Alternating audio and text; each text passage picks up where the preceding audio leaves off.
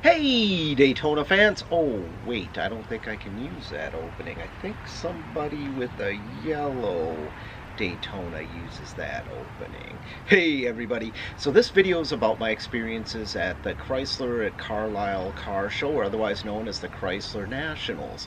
It was a great time, and as I've said before, a lot of this hobby is not just about the cars, but about the people. And I got to meet up with a lot of great people out there, including Double Yellow 857, and that's who I stole that opening from.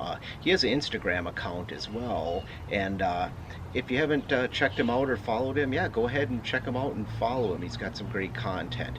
I also got to meet one of my subscribers, Rick Archer, and him and his family were out there, and they brought their 71 Duster 340 B5 Blue out there. Got to check that out. Sweet ride. And then he also brought his Challenger Scat Pack out there as well. So, and I got to meet a bunch of the crew that I met out in New York, LB 3711, Work Play Drive, at Greenlight 392 and at Tom 392, so it was cool getting to catch up with them again and visit again.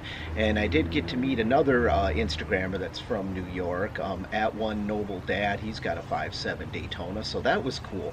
One of the cool things that they had out there is they had like a booth where they would install any parts that you bought, and if you bought an exhaust system they would install it. So I was joking around, yeah, should we throw an exhaust on the Durango? And I don't know if my wife would like that, so we didn't do that. But unfortunately, I couldn't catch up with at Mike 570, but I think one of his friends had an exhaust put on there, so that's pretty cool.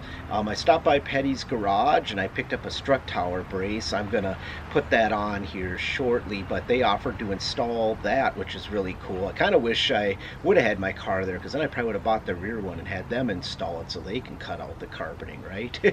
But yeah, there was somebody that was having one installed on their Scat Pack Challenger, and they did a really nice job. So, and that's one of the cool things about there is it has parts and accessories for both vintage and modern Mopars. And I mean, any type of Mopar you're into out there, it's represented, you know, whether it be modern, vintage, neons, Vipers, trucks, Jeeps. I mean, they're all represented out there, which is really cool.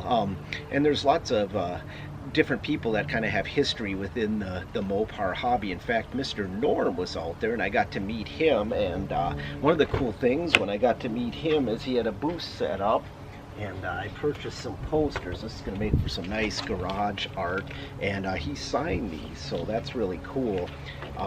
He had a lot to do in the late 60s, early 70s. You could buy Mr. Norm's edition cars, and he did cool stuff like throw 440s into darts and put superchargers on the early 70 Demons and things like that. So yeah, that was pretty cool to get to check that out.